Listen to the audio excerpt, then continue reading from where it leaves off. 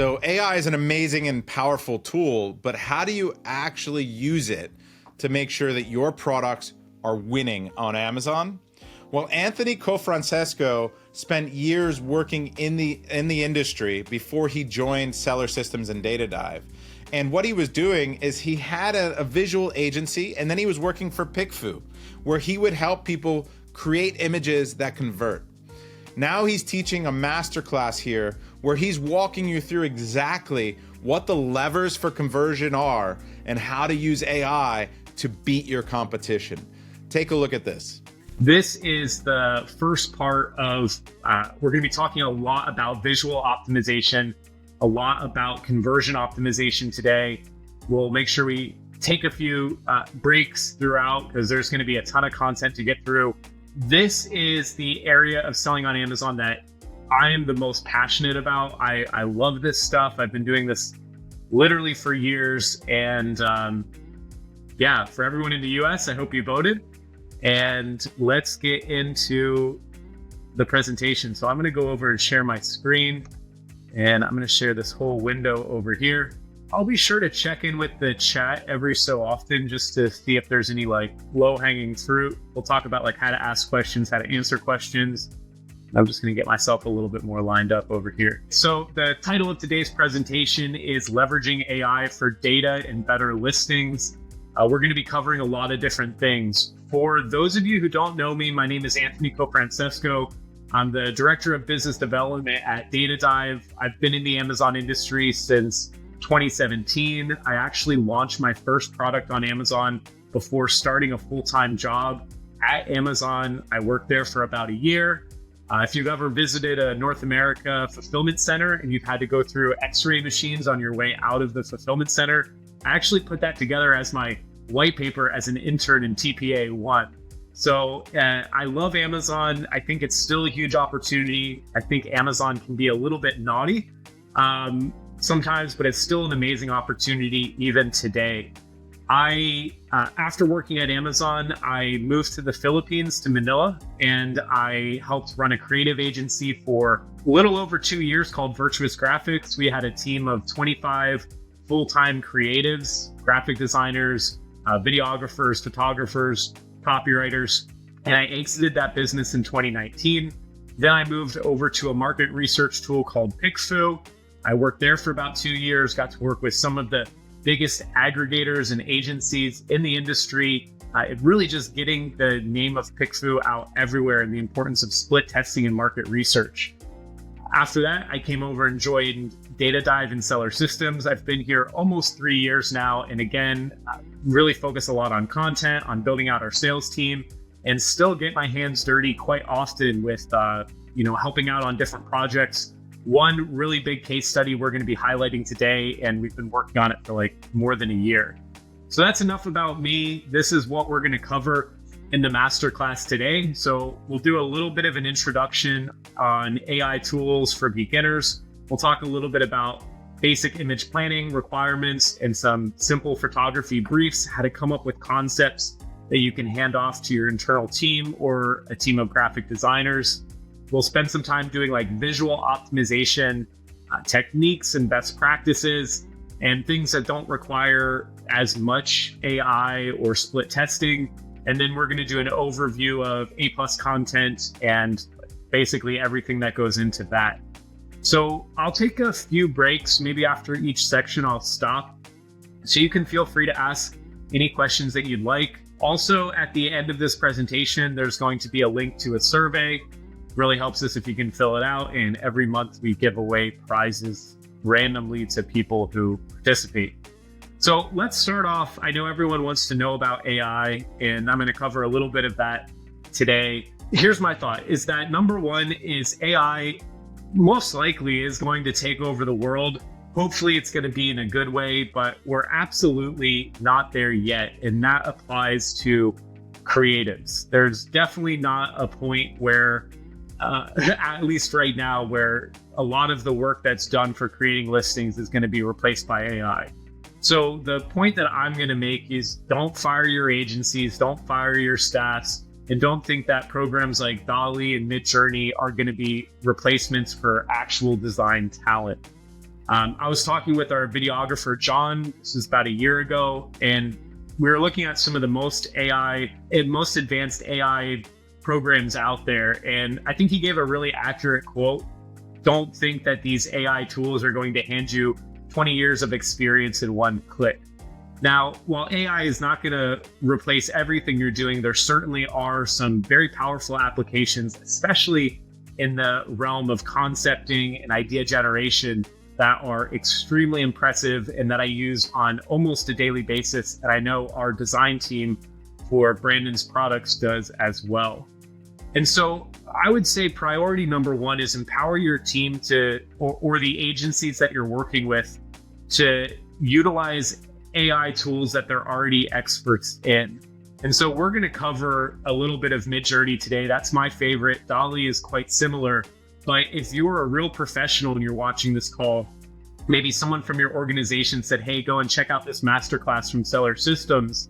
The programs that they're going to really love are like adding AI into graphic design tools that they're already using. So like Photoshop, Adobe Illustrator, that's really where I think the most practical applications of AI in terms of getting something that's usable that you can upload onto your listing. There's some other programs out there as well that are getting really impressive, like Substance 3D, that is kind of recognizing what a 3D render of a product is and building environments around that.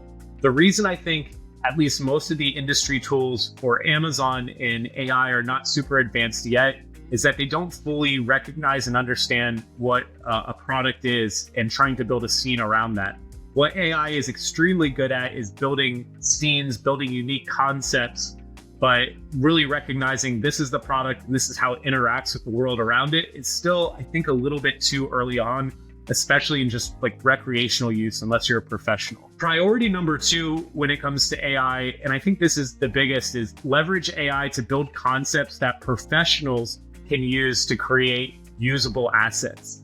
So none of the AI that I've seen, at least so far, is going to be ready to upload to an Amazon listing. It might get close, and in some niches that are less competitive, you might be able to win, but most likely every single asset that you create is going to have to at least touch hands of a designer, of a professional, to get it ready to upload to Amazon. And yeah, I haven't really seen too many examples of where that's not the case. Now, AI will definitely speed up the workflow of your designers. It'll definitely help your creatives generate more and more concepts, but it's not anywhere close, I think, at least a couple years out from replacing anyone's job. Now, what I'm going to cover, at least in the beginning right now, we'll get into some image optimization best practices a little bit later on, is a reasonable workflow that you can use to start concepting images using a combination of the AI on Data Dive and then some of these generative image creators like MidJourney. This product, rather, has been out for more than a year now. It's called our AI Product Brief. And what it allows you to do is, in just a few minutes, our AI program will go through and read all of the reviews, all of the product detail pages for up to 10 competitors, and it's going to tell you a handful of things about the product, like what customers like, most important features, customer avatars, things like that. And so the example that I have up on the screen here is for a cat tree. I use this example all the time in Data Dive office hours. And the process for creating this brief is extremely simple. So on the left-hand side of your screen, there's some toggles. If you use the check all toggle, it'll select the top 10 competitors. And you just click on the button for analyze the selected competitors. You give it like 5 to 10 minutes, keep working in the background, or get yourself a cup of coffee or a Coke. And then like magic, it's gonna have read and analyze all of the reviews, the information on the product detail page, and it's gonna tell you things like what are the most important attributes, what are the most important features of the product. So in this case, we're looking at a cat tower, a cat tree, and we see that people wanna know about the different features. Like does it have a climbing wall? Does it have a scratching post? Does it have a hammock? The ability of this product to help cats exercise and be active. Do they have nice snuggly perches and like areas that the cats can sleep in? On top of that, we have what do the customers like about the product? So things like easy assembly, is it sturdy? Is it good quality? What's the sizing? Does it have good instructions? It's going to tell you what do customers dislike about the product. This is getting into the opposite of if it's sturdy, if it's wobbly, if it has missing parts. Does it have a larger platform for larger cats? It's going to tell you value-added ideas. We showed a little bit of this in the product development masterclass. So this is ways that you can improve the product. So enhancing the stability, making spacious, comfortable areas for if the cat wants to perch, having a really durable scratching post. And then we also have things like customer avatars. So this is based on review data, and it's like, this is who is most likely to purchase your product, different customer avatars. So we have like cat lover Lisa, tells us a little bit about cat lover Lisa. We have busy professional Mike, apartment dweller Sarah. It even talks about where Sarah might live. She lives in a small apartment, wants a space-saving cat tree. She needs a cat that can fit into a corner, cat tower that can fit into a corner, and it doesn't take up too much space. So you'll see how we leverage this into AI. The most practical applications, and this is what I personally use when using AI to make creative briefs, to create image concepts, is creating environments, creating shot lists, and then reverse engineering how the brain works and how the brain recognizes different images. So everything that I'm going to show next is done over a period of about 30 to 45 minutes. And I used about 30 different prompts and was able to get more than 8 usable ideas. Now, again, these are not usable ideas that I could upload into Amazon. I'm still going to have to hand them off to an internal team or hand the creative brief off to an agency so that they can bring these image concepts to life. So what you're going to see is a raw output. This has not been edited, and you're going to see the prompt above each set of images. And so the first one is what I explained earlier, using AI to create different environments. This is where your product would show up. It's not necessarily showing your product in use, and some of these environments could be usable, but most likely I'm going to use these as creative pegs to send to the design team, to send to the creative team and say, this is what I want to model, or I want something that looks similar to this. Again, I didn't go through many iterations with this, and so this is kind of the starting point. The cool thing about AI is as soon as I can enter a prompt, click enter, wait a few seconds, I can just keep doing this over and over and over again. So what I'm doing here is I'm looking at the AI product brief and I'm thinking, what are the important things that a customer needs to know before they buy this product? In this case, it's looking more about the scene. I'm thinking about those customer avatars. And the first 3 that I got came from the first 3 of that list. I wanted to see a busy professional. I wanted to see someone with a really cramped apartment. And then I wanted to see, like, what would a cat lover's house look like? And so on the left-hand side, you see house of a busy professional. And these are 4 different outputs that are given to me by MidJourney. Not all of these I love, but if I want to create images that are going to resonate with these customer avatars that the AI product brief is suggesting, I might say, you know what? I want to get the cat tree and I want to put it into an office, and I want to have like a nice working chair. I want to have the computer, right? So like, I think these 2 graphics in the top right and bottom left are quite solid, versus the top left and bottom right are more of a architectural look at this house. It's really not the interior. If I wanted to get a little more specific, I could always adjust my prompt to say interior of a house or of an apartment of a busy professional. Next, I wanted to get some inspiration for, let's think about someone who has a really busy, cramped apartment and they're really curious about this cat tree. They love their cat. They want to give them the world, but they also want to conserve space. And so I really liked the image in the top right-hand side here, which was all of these plants, all of the surfaces were covered. It's the opposite of a minimalist design. There's things going on everywhere. And so I think if we could model this, whether with a real shoot, renting an Airbnb, or actually going in, setting up an apartment to look like this, it would be pretty impressive if we could fit a full-size cat tower somewhere in this apartment and show, even if you have the most crazy cramped apartment, you're still going to be able to fit this here. I also wanted to just get some inspiration. I don't think we'd ever go and build this out in a set, but look at this. I mean, this looks like it might be a crazy cat lady's house, aside from there's all of the pets here. But this is something that is going to click in someone's brain if you're a cat lover. It kind of matches that kooky decor style that me personally, I have a cat. or we have a very minimalist apartment. This could be something that you can switch around the creative, switch around the view to make it a little bit more fitting. So the other application here is using generative AI to create visual shot lists that can actually be recreated in the real world. And so there's a few that I really like here. One of them was one of the key features of this product, which was a perch that the cat could sit on. And what I really liked about this is I really like these top left, top right zoomed in shots of the cat. When I look in deep dive at all of the competitor images in the niche, almost no one is doing a shot like this. It's always a zoomed out shot showing the entire product versus like zooming in and showing the cat in action. And this is one, the bottom left is something I wouldn't have thought of, but personally really like this. You want to show the scratching post, you want to show the cat climbing up this thing. And this is I think a really nice shot of putting the cat in action. What a designer would be able to do is create variations of this image and even place a cat in this position in your cat tower, in your cat tree. If you remember looking at the AI product brief, another really big area of concern was the stability of this product. And so I used the prompt, a fat cat on top of a cat tower. So I wanted like the fattest looking cat possible.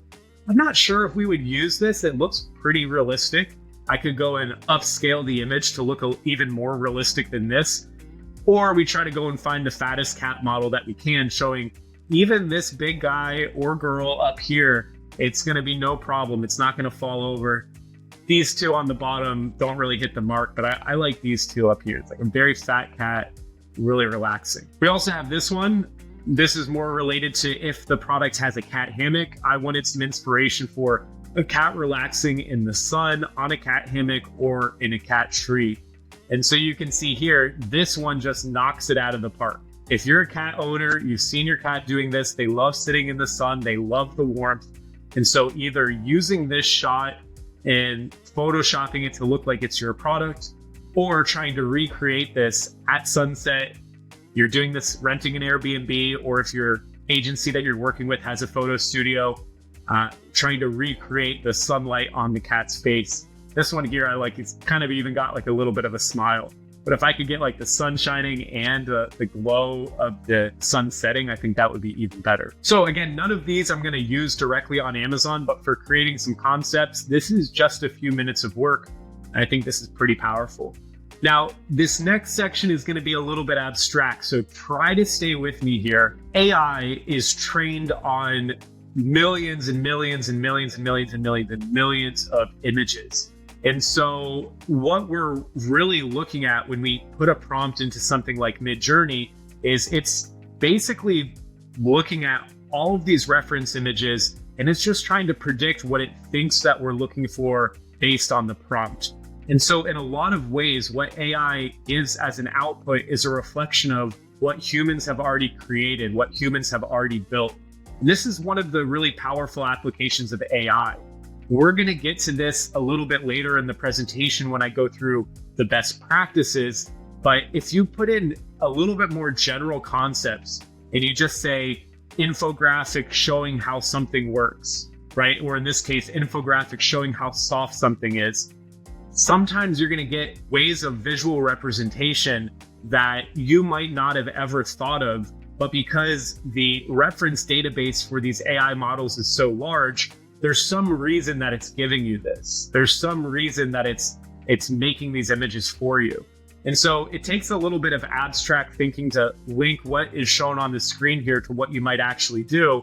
But let's say I've got this cat tower and people really care about how soft the fabric is. They care about how fluffy it is. They care about the density of the cushions to think, is this actually going to be comfortable for my cat? And so when I use a prompt like infographic showing how soft something is, it might not look like much, but now I can start to put together, what if we would like take the foam pieces apart, or we'd get like little scraps of, here's what the scratching post looks like. And we use this ultra minimalist design, and here's what the foam looks like. Or what if I start to like break down the density of the cushions and I say, okay, the top layer is like this faux fur, which showed up in the AI product brief, and that's like the top layer. Then it's like ultra high density foam, and it's like kind of squished in as the middle layer. And then the base is like natural wood. Maybe it's not actually made with wood, but it's like ultralight wood for sturdy construction. And then it's like showing me the bolts, and it's kind of this technical drawing.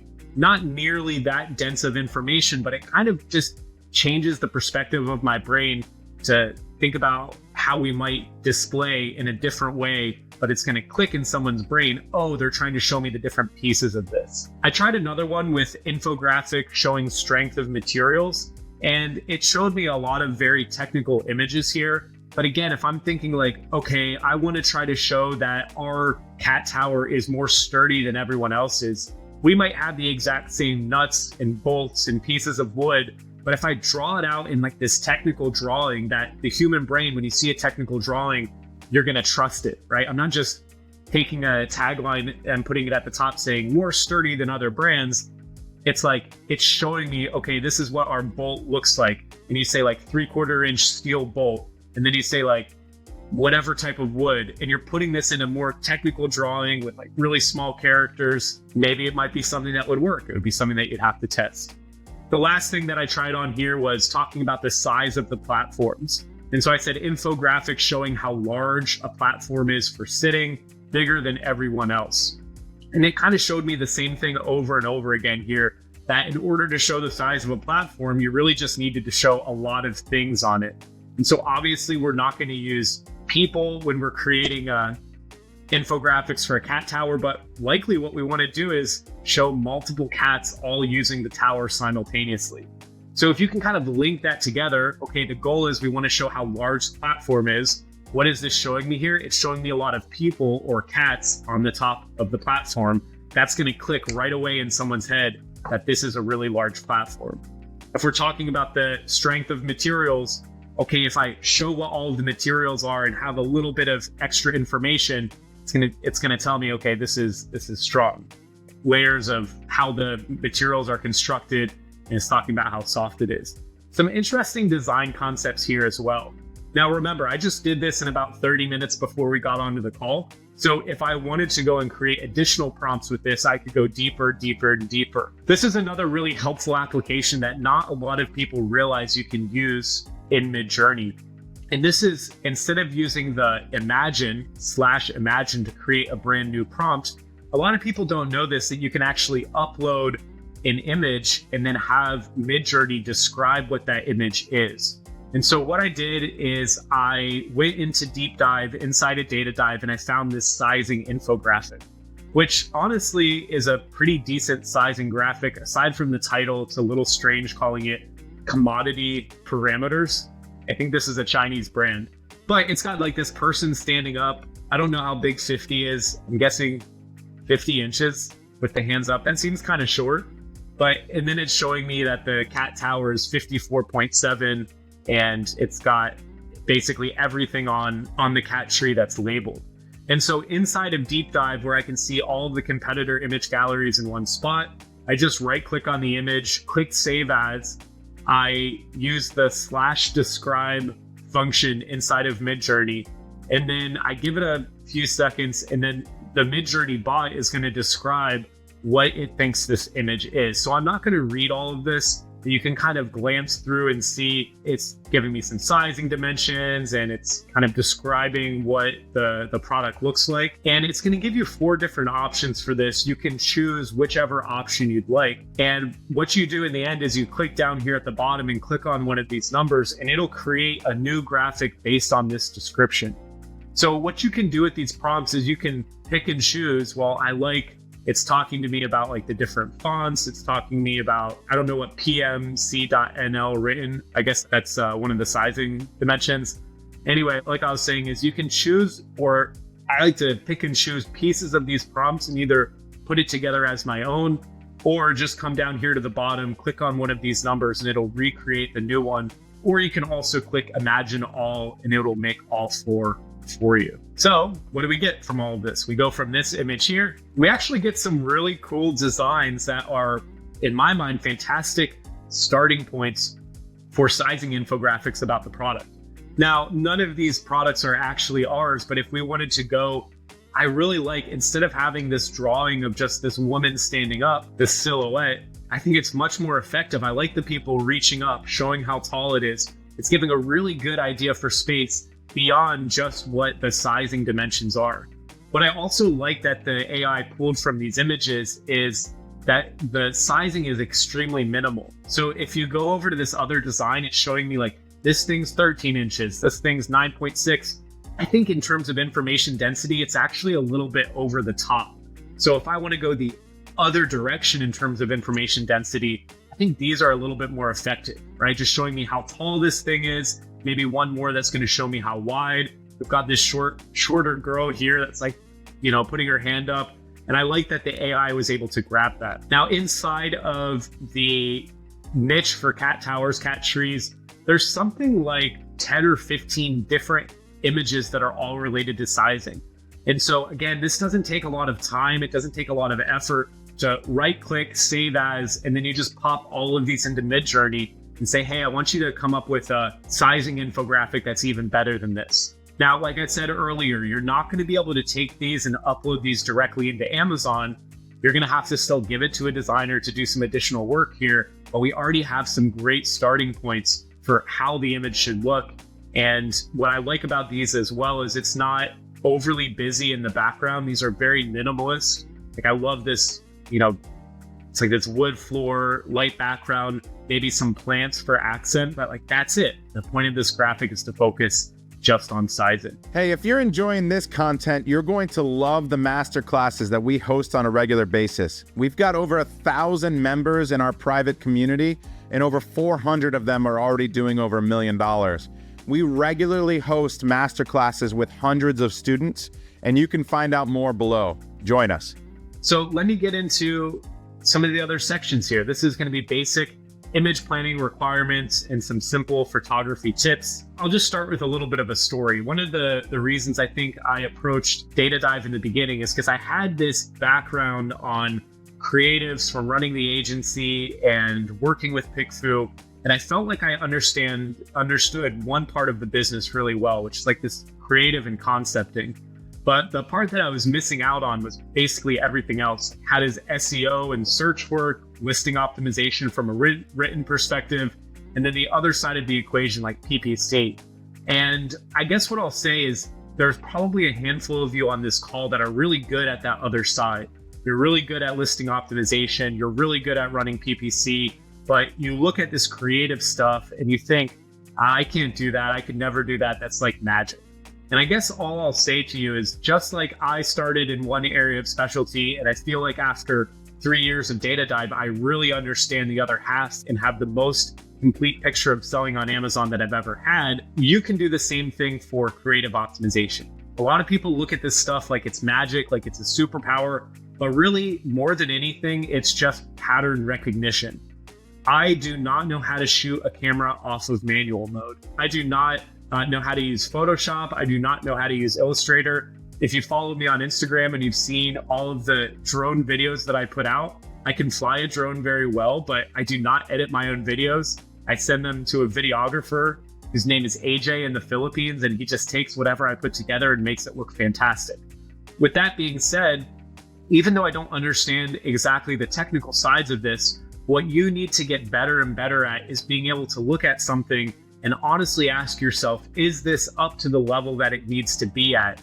And be able to identify what is the difference between the images, the A+ content that you have, and then the best people in your niche, and being able to decipher, like, is this good enough to beat that? Or do we still have to keep going through more revisions to get there? And so I hope that what I'm going to explain today is going to help wrap your head around the process, and the best practice is really the essential framework to be able to start taking a more hands-on approach in your creative process. So this is what I'll show here. This is for a niche, probably one of the more competitive niches when it comes to selling on Amazon, and that is this garlic press. And so what I'll say about this niche is it's extremely competitive. If you look at the organic ranks for products in this niche, it's pretty much like all ones completely down the row, 2s, 3s, 4s. Out of the few sellers that we've included, almost everyone is indexed for 100% of the keywords in the master keyword list. If I were to go and look at the images in these galleries, everyone is really good. Everyone is really strong. And so what I'll say is if you go into Data Dive and your niche doesn't look like this, eventually it will. Over time, as Amazon gets more and more advanced and the barrier to entry and the barrier to optimization gets lower and lower, what's really going to differentiate products isn't so much the branding. It's going to be, is that product legitimately good? And how good is that brand at driving traffic to their listing and converting users? And so if you're able to take, I guess what I'm saying is, if you're able to take action now on optimizing your main, secondary images, A+ content, and video, we have a limited amount of time before this whole thing will be automated and everyone is going to have amazing images. Everyone's going to have premium A+ content. Everyone's going to have hyper personalized ads with different variations for each search term. We're not there yet. Right now, mostly it's just sophisticated sellers that are doing this. But I'm telling you, in the next couple of years, you're going to be able to click a button and everything that I'm showing you today, you're still going to have a human check it, but it's going to be largely automated and it's going to lower the barrier for most people to be able to get there. So the other thing to keep in mind when it comes to Amazon's ranking algorithm, and a big question that I get when it comes to conversion optimization, is what is a good conversion rate for an Amazon listing? And the answer is, like many things in life, it depends. The conversion rate that is good is going to be relative to your niche. So let's imagine that we have a 22% conversion rate. If we're in a niche where the average conversion rate is 15%, well, you're going to be overperforming relative to the average of the niche, and you can expect that over time, your organic ranks are going to go up. If you have a 22% conversion rate and you're in a niche that has an average of 25%, you're going to be about fair performance. You're going to expect your keyword ranks to stay roughly the same, if not maybe go down a little bit. But a 22% conversion rate, while that might be fantastic in a niche where the average is 15, if you're in a niche where the average is 45%, then you're going to be significantly underperforming relative to the average, and you can expect that your organic ranks are going to go down over time. The thing to keep in mind is that this is not going to be static for a niche. And I'll highlight a case study that we're going to show in the paid version of this masterclass. Essentially, what was happening is we had a seller that was the #1 seller in the niche. We're talking 30,000 reviews, organic keyword ranks #1 for pretty much everything. But even though they were the #1 dominant seller in that niche, over time, additional sellers came into that niche with fantastic creatives, great images, great A+ content. And what we saw is that the seller was losing market share every single month. The revenue was going down every single month until the lowest point that we saw, their revenue was about $250,000 in a month. And so we revamped their A+ content, we revamped their secondary images, we revamped their main images. I shouldn't say we, it was a friend of mine who owns an agency, Share It Studio. They did all of the work on this, and they took that brand in 3 months from I don't want to misstate this, it was like a 2% click-through rate to a 3.5% click-through rate, and a conversion rate of about 21.5% to 25%. And just those changes alone and some work on PPC as well, shout out to Quartile, took that brand from $250,000 a month. Their most recent month in October was the biggest they've ever had, $820,000 a month. And so essentially what was happening in that niche, this is actually a pretty good example, is maybe when they started, their images were fine. They were good enough to get by. It was like 1 main image, 3 lifestyle images, no infographics, no A+ content, no video. And so they're sitting along, they've got a great number of reviews, they've got a highly ranked product, and they're sitting there at a 22% conversion rate, and that allowed them to become the #1 seller in the niche. But instead of saying here, niche 1, niche 2, niche 3, think of like this as 5 years ago, 2 years ago, and then like 2 years from now. If they would have just stayed at that 22% conversion rate while the niche kept getting higher and higher and higher and higher, eventually they would have lost dominance in that brand, and it wouldn't matter if they had 30,000 reviews on the product. And then especially when they get to 2 years from now, if everyone is able to copy exactly what they do and raise the bar again from like 25% to 35%, they're going to have to think again, do I need to update my images to stay competitive in this niche, to establish and maintain my market share? So keep in mind that doing this once, it might be good for a year, it might be good for 5 years, depending on how competitive your niche is. But the more often that people are testing and optimizing their creatives, the more you're going to have to think about, am I performing at, below, or above the average of my niche? And what do I have to do to maintain or grow in my position? The good news too is if you're able to come in, this is what's so cool about launching on Amazon. If you're able to come in with a brand new product launch and knock it out of the park with creatives from day one, and you come into a niche where the average conversion rate is 25%, and you're delivering a 35% conversion rate, it's not going to matter as much what your price is, how many reviews you have, because your organic ranks are going to shoot up so quick because you're so strongly outperforming the average of the niche. This applies to click-through rate, it applies to conversion rate, and it applies to your sales velocity or revenue.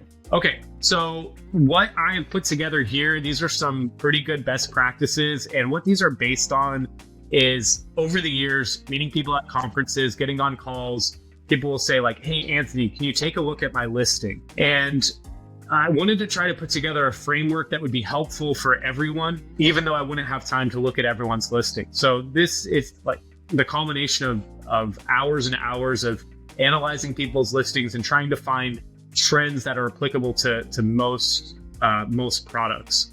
What you're going to find on the Amazon platform is that you see the same thing over and over and over again in your niche. So while not everything I show is going to one-for-one correlate with your brand, there is going to be, I think, a significant overlap. And the reason why the advice I'm going to give you works is because of what I'm about to show you here. It's really just how the brain works. So what you should remember, and I know I say this in every single talk that I give about visual optimization, but this is science, this is true. The human brain is a giant graphics processor. It's like 90% of all of the information that's transmitted through your brain is visual. So while you're sitting there, yes, your brain is making your heart beat. And yes, you can feel the chair that you're sitting on. And if you have a fan blowing, you can feel that. And you hear your computer fan running, and maybe there's some noise going on in the background. But believe it or not, the primary function of your brain is actually just processing visuals that are coming through your eyeballs. And that's 90% of everything that your brain is used for. So while you're watching me right now, I've got like a ring light in the background. I've got these two screens. I've got the rest of my room behind me. And my brain is processing all of that, although it's focusing most on the visual field in front of me.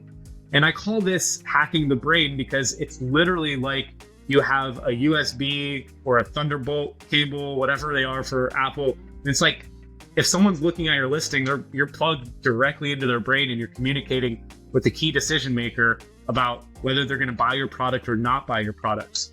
And this is happening faster than we even can perceive at a subconscious level. The human brain is going to process an image 70,000 times faster than text. And the reason this is so important for shopping on Amazon and conversion optimization is because when people land on the Amazon platform, the vast majority of the time, they're going to buy a product. In fact, the average conversion rate of a Prime shopper is 74%. So if you're looking at your listing at your conversion rate and you're saying, well, my listing doesn't convert at 75%, well, that it's not saying that your product converts at 75%. It means if someone's looking for a cat tower, 75% of the time they're going to buy the product on Amazon's platform versus like leaving and going and buying it somewhere else. The drop rate is extremely low. And that's because by the time someone gets to Amazon, they type in cat tree or cat tower into the search bar, they already know that they want to buy this product. And the vast majority of times they will buy the product, and it's either going to be yours or it's going to be someone very similar to what you're selling, if not the exact same thing. And so what convinces them to buy the product is going to come down almost exclusively to the visual signals that you have on your listing, not your title, not your bullet points, not anything else. It's going to be largely your visuals. The caveat to this is that we have this expectation that when someone's shopping on Amazon, they're the person on the left-hand side. They've got their credit card out, they've got a big smile on their face, and they're like totally zoomed in, zoned into your listing, reading all of your images, looking at all of your A+ content, watching your videos, reading all the reviews. But the reality is, and tonight is especially accurate, I'd be curious to see what the conversion rate and the view page time is on Amazon. The reality is people just want to get back on with their lives. They know that they want something. They want to get onto Amazon, find whatever suits their needs. They've got the phone going off, the kid running around in the background, there's elections going on and they're super anxious, or they just want to like get back to their life, right? And we have to be ready to communicate in a way that's extremely fast and extremely to the point, and it matches up exactly what that customer is looking for with what is shown in your listing. And so what we're going to want to do is tailor our listing to be effective in a distracted shopping environment. So if we have 6 images potentially in our gallery and the first one doesn't match the mark, there's a chance that that shopper is going to say, you know what, this product isn't for me, close the tab, let me go to another one. And then they ultimately end up purchasing your competitor's products, right? Same thing here too. If you have 6 images in the gallery and 3 out of the 6 do not match up with what the customer is looking for, they're going to bounce. They're going to find someone who explains that not everyone is going to get to image, in this case, 5 and 6 here, and ultimately say, oh, you know what? I'm glad I stuck around because I saw this here, or I saw it further down in the A+ content. It's just not realistic. And so what we want to try to do, this is a best practice, give extra attention to the images in position 2 and 3. These are going to have the larger view percentage of the images in your gallery. And for anyone that joins our masterclass next week, the paid version or free for anyone who's an inner circle, we're going to dig deeply into this, right? What are the processes for creating a good set of images, but then figuring out things like how should you be leveraging manager experiments to test image order? This is huge and it's very easy to do. So we put together this graphic here. This is not based on Amazon data. Amazon doesn't currently give us this data, but imagine 100% of the people who interact with your listing see your main image. And then by the time we get down to image position 6, there's some drop off. What we want to try to do is to prioritize our images so that images in position 2 and 3 are the most important, the things that the shopper needs to know most before buying the product. But we also want our image gallery and our A+ content to be interacted with in a way that allows someone to go through the listing quickly. And each time that they see the image, it clicks right away. This is what the purpose of this image is. And you don't make them work for it. And the goal is, if instead of you really have to spend 5 seconds or 10 seconds to analyze each image, and by the time I get 6 images into the gallery, I've already spent a minute. Who has a minute, right? If we can get these instead to be like, how can I understand the purpose of this image in like 1 second or 2 seconds? Now, not everyone has a minute, but everyone has 12 seconds. They can go 1, 2, cool. 1, 2, cool. 1, 2, cool. And so what we want to try to do is like shift this curve down so that our information, our images are easily digestible, and someone's going to get through the gallery in your A+ content faster. They're going to be able to absorb more of what they're seeing.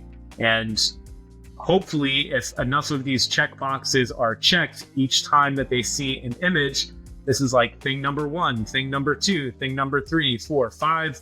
Then they're like, okay, this one checks off the boxes, add to cart, back on with my life. We're going to cover this in depth in next week's masterclass. I'm really excited. It's going to be a lot more advanced than this. We have a whole workflow and a sheet that we give out. You can access the sheet even if you don't pay for the masterclass or are not an inner circle. You can find it at datadive.tools/workflows.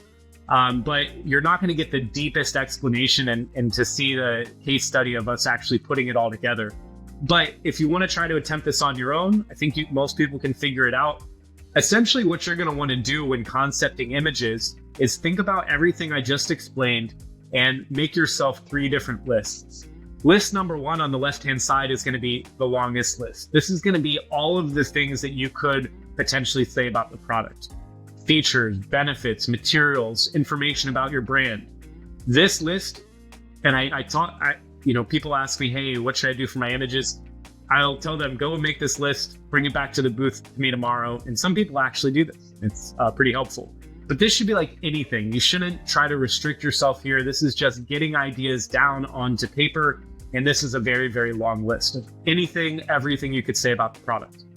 In the middle, you're going to get a smaller list. And this is, okay, here's everything that could be said. What does the shopper actually need to know about the product? Do they need to know on my cat tower that this ball hangs with this density or thickness gauge of string? Do they need to know the thread count of the cat hammock blanket that comes with it? I don't know.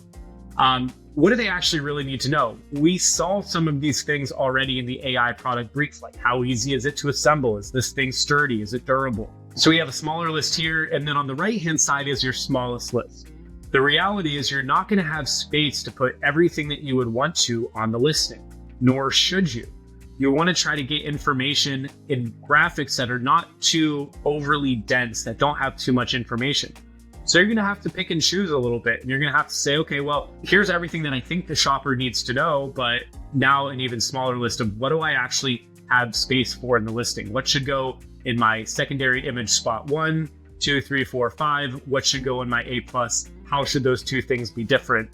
And a lot of this stuff is you're going to have to put it off to later or test to see what is going to make it into the listing. So we'll also get into this next week, but if you want to try to attempt filling out the sheet that's in the data dive workflows, there's 2 different tests that I'm going to share with you and explain right now. There's a 3-point scoring test, and then there's a comprehension test. And so the 3-point scoring test is really easy to implement. This is meant to be objective, and it's based on what I just covered a few minutes ago about how the brain works and how it perceives information.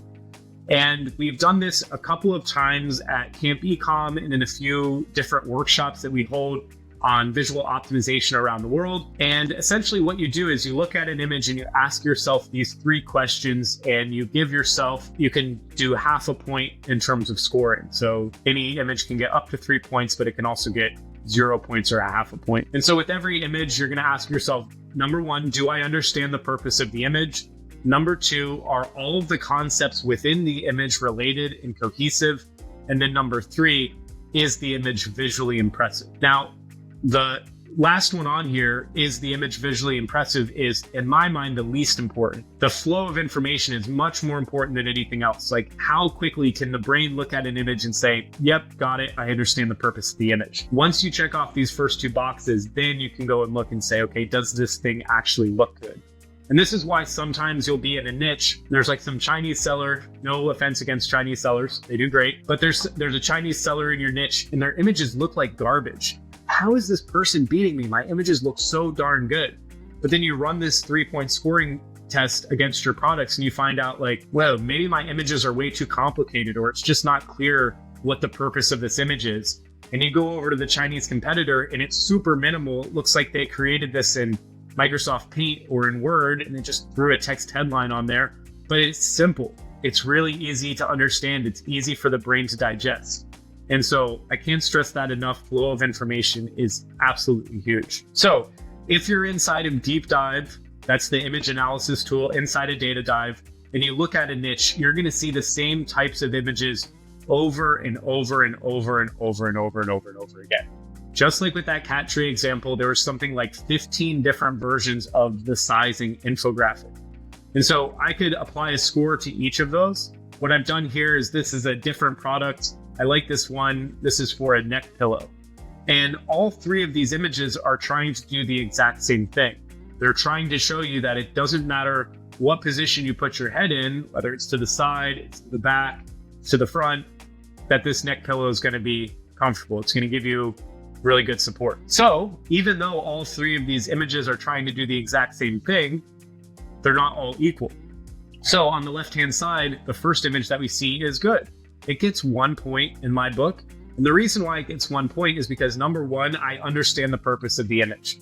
Okay, it's trying to show me, or at least from the title, it's for 360-degree support. The reason it doesn't get the second point is because not all of the items in the image are related and cohesive. So there's parts of the image that are talking about the density of the foam. It's pointing out different areas of the product that have nothing to do at all with head position. This is, I think, the biggest area that I'll critique other people's images on, is that they're trying to address multiple things all within one image, multiple purposes, multiple concepts, versus saying, you know what, someone's shopping in that distracted environment. We don't want to confuse anyone. We don't want to distract anyone. Let's just focus on one thing at a time and not try to overload the viewer. The only time that we're going to cover multiple items all in one image is if there's some kind of theme or some kind of relation between those objects. And we'll cover that a little bit later in the presentation when we go through some image templates. So image number 2, this is going to be a little bit better. I give this one 2 points because I understand the purpose of the image, right? Showing me the different head positions. Everything in the image is related and cohesive. This is all talking about 3-way head support. This has some arrows around the product and it's showing me 360 degrees that I can put my net. This is showing me the different head positions. Now, this image, I think I was being a little aggressive on. I could likely give it 2.5 points instead of 3 because I think there's some visual appeal for this. But I think this image on the right-hand side is going to get all 3 points. Number 1, I understand the purpose of the image. Number 2, everything in the image is related and cohesive. And number 3, the image is visually impressive. And how I'm going to do how visually impressive an image is I'm gonna have to look at multiple versions of that image in the niche, and I'm trying to see like which one is the best, which one is the worst. This is the only objective part about scoring. Again, if you wanted to score this, you could theoretically give it like 2.5 or 3, but if I'm looking at all of these together, this is for sure the best. Now, visual appeal doesn't, for me, only get into how the image looks, it also gets into how is the space in the image being utilized. And the reason I like this from a visual appeal standpoint is because the whole point of this graphic is to show me I can put my head to the front, I can put it to the side, I can even do a front and a side. But instead of using 50% of the pixel space in this image to show the product, the point isn't talking about this product, it's talking about the head positions. So I much more prefer that this image takes like 80% of the pixel space to show the purpose of this image, which is in fact the head positions, instead of just using the bottom third here to show the head positions. What I'm going to show you, and really this analysis, 2 years ago I had a VA, I gave them like 500 different products. I said, I want you to go through and I want you to categorize all the images here by type.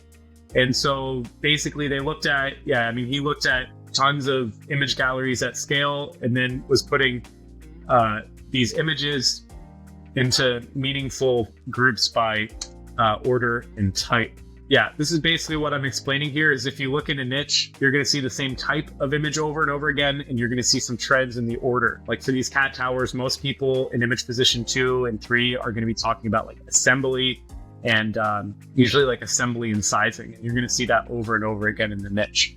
And so when you're doing your analysis, same way that I did is you can start to put things in groups by order and type. Now, this is more for main images. This is our main image matrix. Main image optimization is really straightforward because most people just do this. They do the product on a white background and that's it. What you should do though is this main image matrix kind of shows what are the alternate versions of the main image that you can have with the product in the packaging, the product in a model. If you have inclusions, you can show the parts that are included inside. If you want to do a lifestyle image, essentially your winning main image is going to be somewhere along this main image matrix. We're going to cover some processes for testing this in next week, as well as explain the workflow. This is what I wanted to get and spend a little bit more time on. This is our secondary image matrix. And of those 500 accounts that I had that VA analyze, what we found is that 75% of all of the images that we looked at fell into one of these 16 groups. And so like I was saying earlier, none of this is magic, it's just pattern recognition. So if you're able to kind of wrap your head around these secondary image types, then you're going to look in your niche and you're going to start to see, oh my gosh, in my niche, I see product anatomy graphics, I see applications graphics, I see testimonial safety. So I'll explain each of these briefly. Sometimes you'll find images are combinations of these. Sometimes there's examples of these that are not shown on the screen, but largely you're going to see these concepts over and over and over again. So main image is pretty straightforward. It's just the first image that you use and it's highlighting the product. These are our different types of images, 15 different groups. Main image is pretty straightforward. Product anatomy graphic is what it shows on the screen. It's like you're pointing to different areas of the product and you're saying, this is what this does. product anatomy, pointing to different areas of the product, and it's like, this is what this does. Metrics graphic is showing a metric, some quantifiable statistic that you can talk about with the product. Applications graphic are highly used. This is talking about a power bank, and it's saying it's perfect for if you want to go running, if you want to go hiking, if you want to go traveling with it. Different use cases of using your product, so that when someone who is a shopper lands on your product detail page, they're like, man, I feel like this thing was built just for me. But you're just trying to match applications to the buyer intent. A single feature or benefit graphic can literally cover anything, but the point is it's a graphic that covers one singular point, whereas a multi-feature graphic is going to cover multiple points all in one graphic. Like I said earlier, I don't like when a graphic covers multiple concepts in one image unless all of those things are related.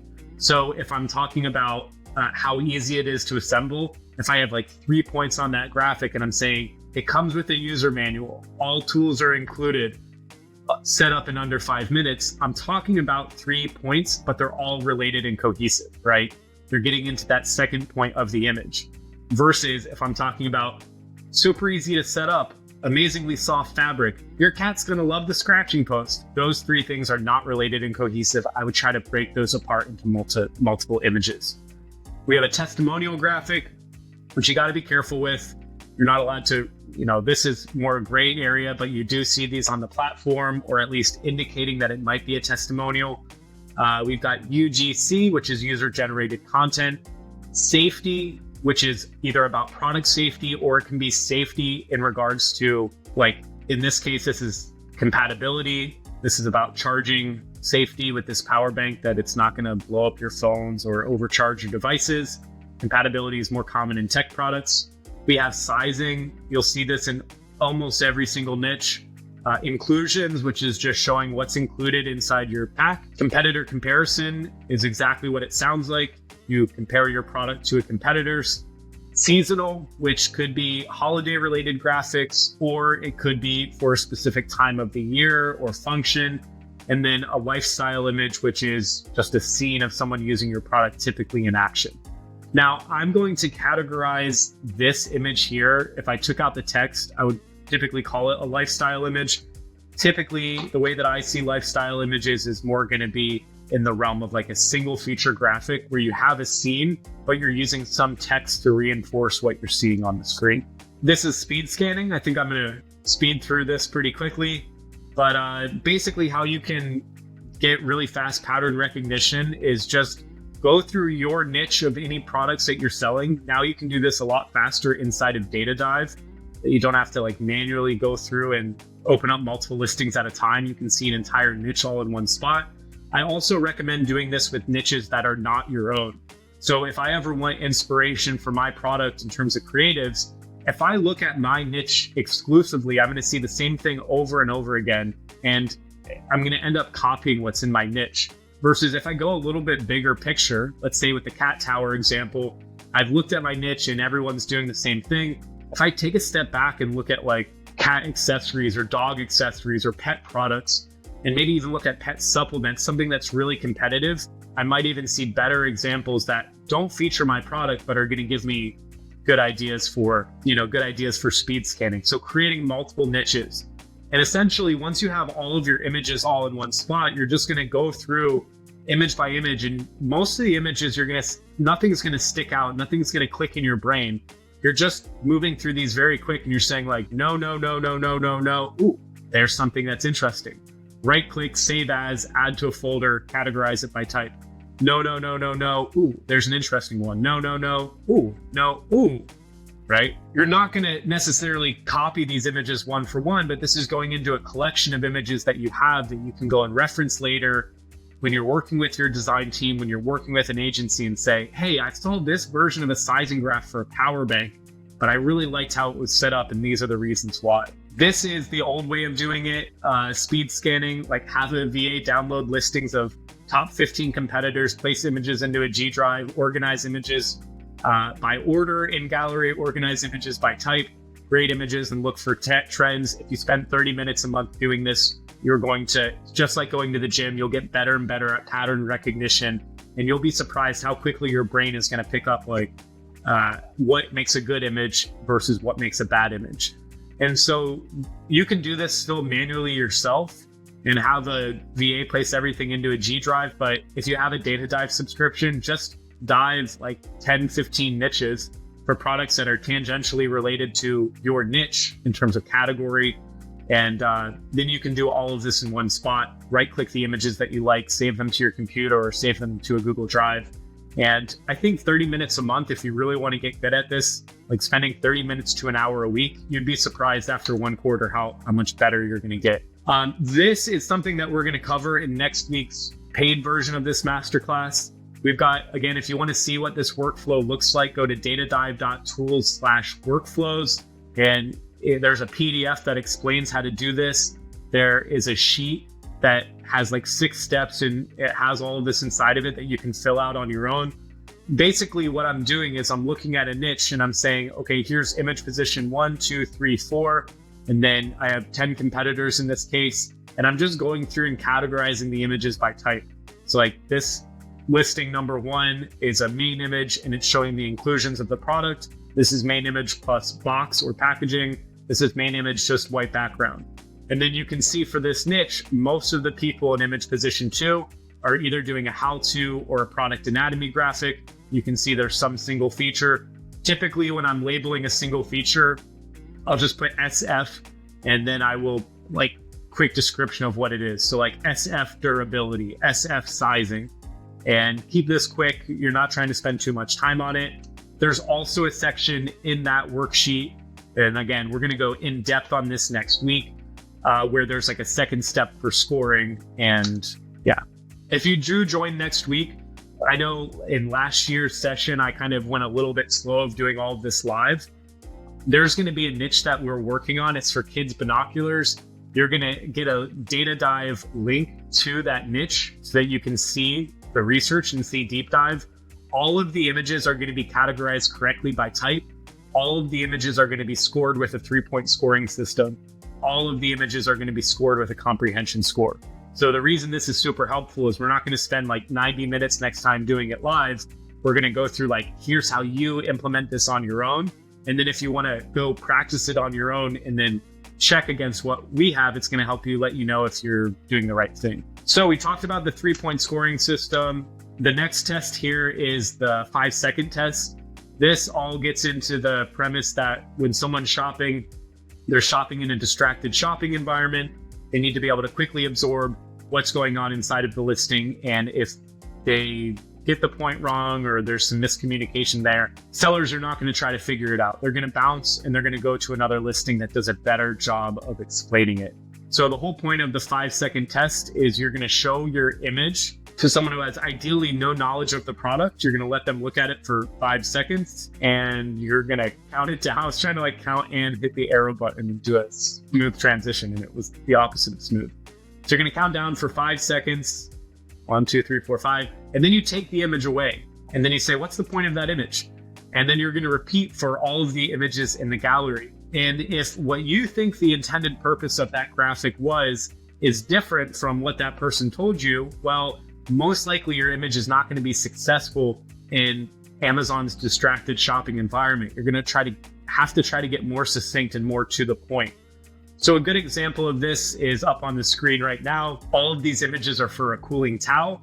And the purpose of this first image is to show that this cooling towel works well because it's made with high-tech advanced materials. And so I actually tried this. This was with my sister. And I said, she had no knowledge of the product. I let her look at it 5 seconds. And what she said was the product is made with high quality fabric, which, yeah, that is basically correct. You know, missing some of the extra points down at the bottom, but generally the point was gotten. Versus this second image that we're looking at here, my goal with this graphic is that there are many different applications of using this cooling towel.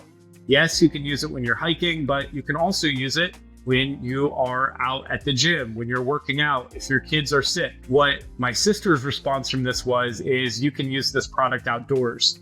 Probably because her eyes are going to this bottom graphic and it says, use it anywhere, easy to carry. And she's like, yeah, you bring this thing outdoors. But we would have missed all of these areas in the top. So if I wanted to rework this image and improve my comprehension score, all I would do is I would just say, okay, let's try to do another version of this. And instead of using 60% of the pixel space to show using this on hiking, I'm going to like slim down the text above. Maybe instead of having 5 different applications, maybe get that down to 4 nice quadrants. And it's going to be like multiple uses. Great if your kids are sick. Great for at the gym. Great for outdoor hikes. Great for hot summer days with friends. And it's showing like people sitting around.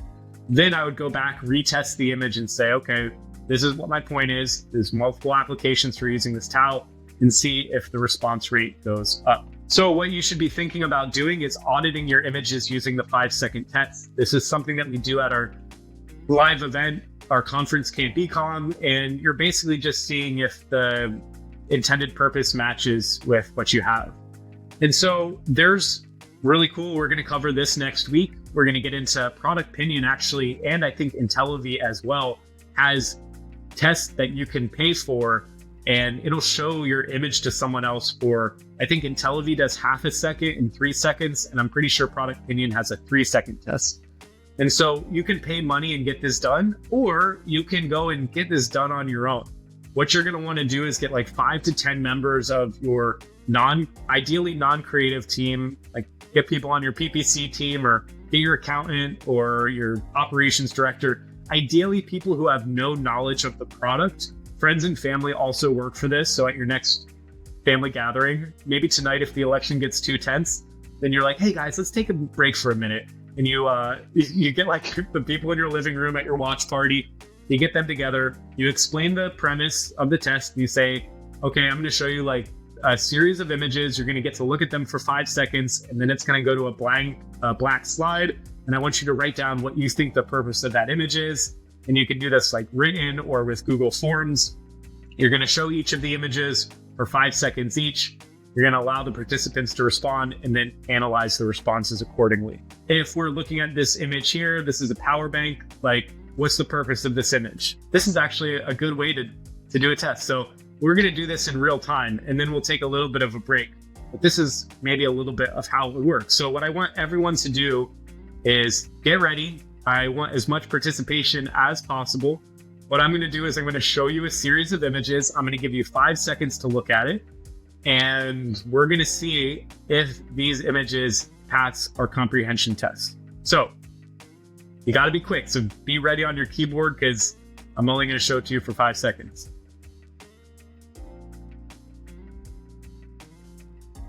Okay, so write in the chat, what do you think the purpose of that image is? And don't be nervous about putting the right answer because some of these are honestly better than others. Okay, so we got to charge phone, showing how many ports, showing the power bank, USB 3.0. Okay, this one I actually don't know. I think it might be the main image for the product. It is showing the ports here, maybe showing the battery pack. I'd say this one is probably going to pass the comprehension test, but there's a lot of different results here. You know, I was talking about ports. And so how could we improve the comprehension speed on this image? Well, we could tell the audience exactly why we're showing them this image. It's like, oh, it's got USB 3.0 and it's got a little arrow to here. And it's got an input and output. It's showing you a power indicator and switch this into a product anatomy graphic. So I think this one would pass a comprehension test, but the question we should be asking ourselves is, could we make this more cohesive, easier for the brain to digest in a smaller amount of time? Like for sure, we could probably have this pass like a half-second comprehension test. So let's go on to the next image. We're going to do this again. Okay. And we're going to do the same thing 5 seconds. I actually don't know what these images are, so we'll see. Okay, we're going to go back. Answer in. If that felt quick, that's 5 seconds. Imagine that Product Pinion is going to do that in 3 seconds. Intellivi has a half-second test. You can start to see how valuable this stuff is. If someone's got their phone out, they're looking at your Amazon listing and it's like, shoot, swipe, swipe, swipe. You probably don't even have 5 seconds. I probably need to update this. So it's talking about power for days, long-lasting duration, battery life, compatibility. This is one of the top sellers on Amazon's platform, Anchor, and they have a fantastic creative strategy. What's so great about this is what we would call a metrics graphic. there's something quantifiable that's going on in these images. And even though we only looked at this for 5 seconds, it's telling you that like, it doesn't matter if you have an iPhone, Samsung, iPad mini, you're going to be able to charge each of these devices at least 1 time, for some things 2 times with a 10,000 mAh battery. So it's giving you a lot of information, but like right away, you can gravitate to what device is mine. You're getting an idea that, okay, I have an idea of how I'm going to use this in my head. I'm going to be out. My phone might get low. You're not expecting this to charge your phone 5 times, but this is going to check off in my head. This has enough capacity for my needs. So this one looks like everyone got correct. So we're going to do this one again.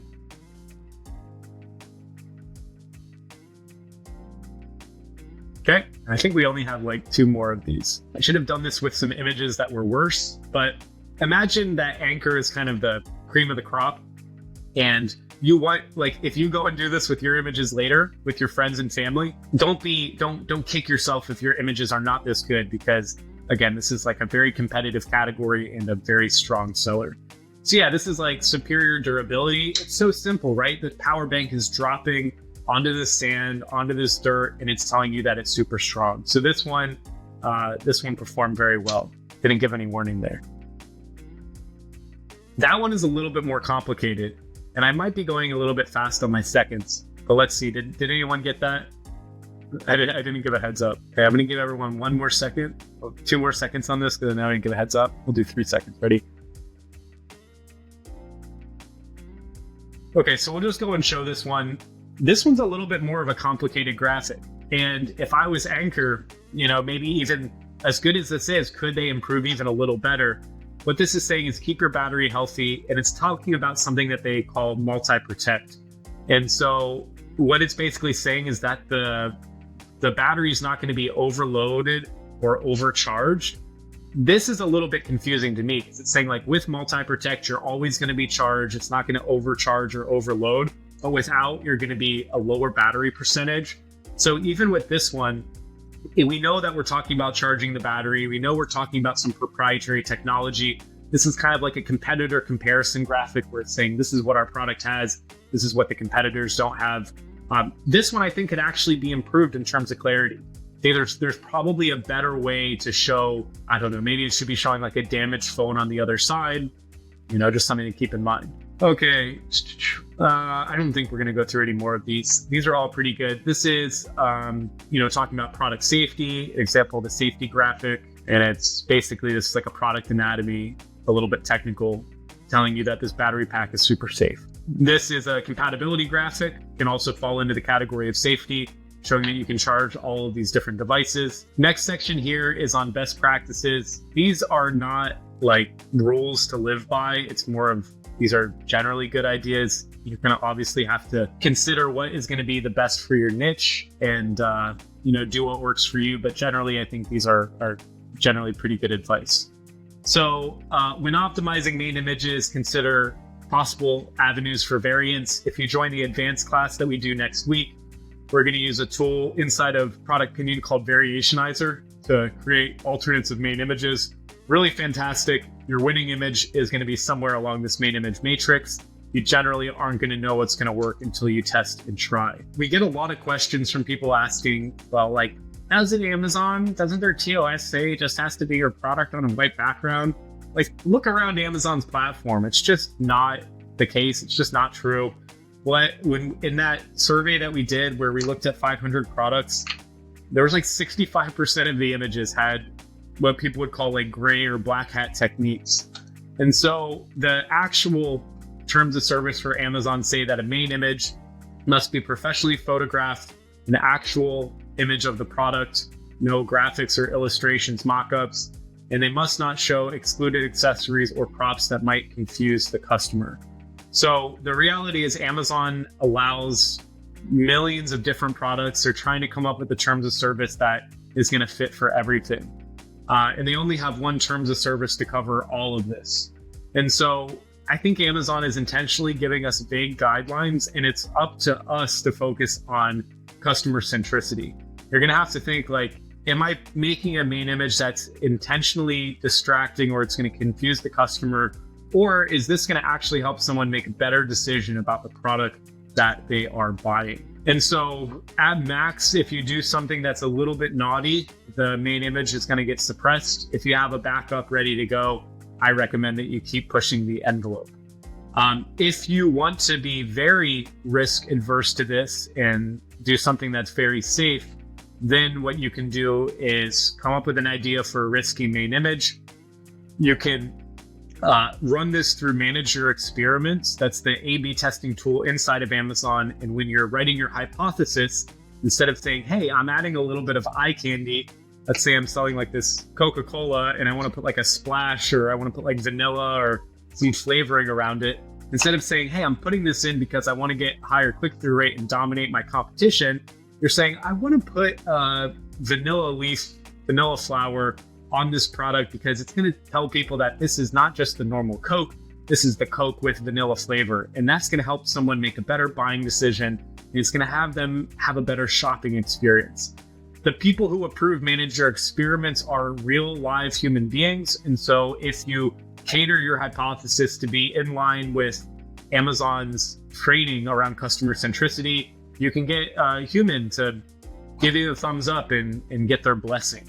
And so I've seen this work with non-white backgrounds for like glow-in-the-dark items. I've seen this work with having lifestyle images as the main image for home decor items. And yes, this stuff actually does work. If you want to be really safe, use Manage Your Experiments. You might not get approved on your first go, but you can just keep resubmitting.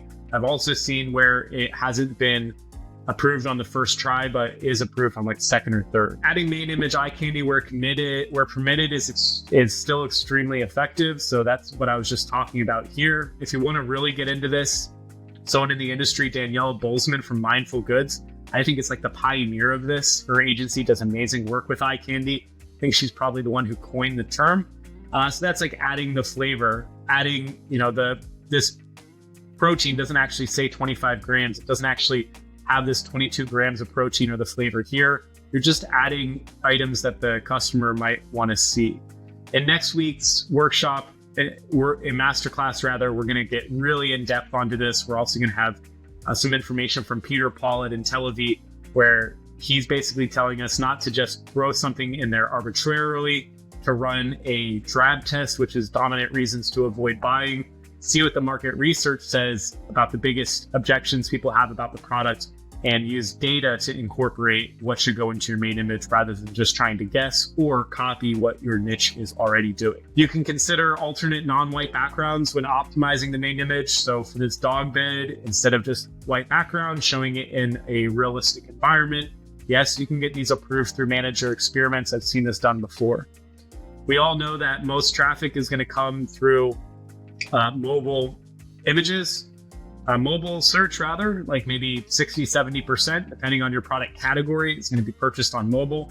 So instead of just having a square main image, if you orient it to be vertical, your images is actually going to display larger in search results. So you can see here this blender that is a very high vertical scale on the main image. It's much larger than this blender here, almost twice the size, much larger than these blenders here. And that's because it's basically using all of the pixel space. And there's some credit to Tomer from TalkDog Community. I have permission to share these slides. Really good information. Done a lot of different case studies with this. We have some on the YouTube channel with Data Dive, actually with Daniela from Mindful Goods, about the impact of main and secondary images. I've seen as high as a 12% increase from implementing eye candy on a patio, lawn, and garden. Remember that if you're testing main images, a lot of people say, well, I tested something in Manage Your Experiments and it lost. And I think Amazon's wrong. And I think that the data is not reliable because there's too much stuff that's going on and you coming up with all these excuses. You can absolutely improve your main image from testing over time. You're just not always going to get it right on the first try. And we have to kind of get away in our head of saying it needs to be a slam dunk from the beginning.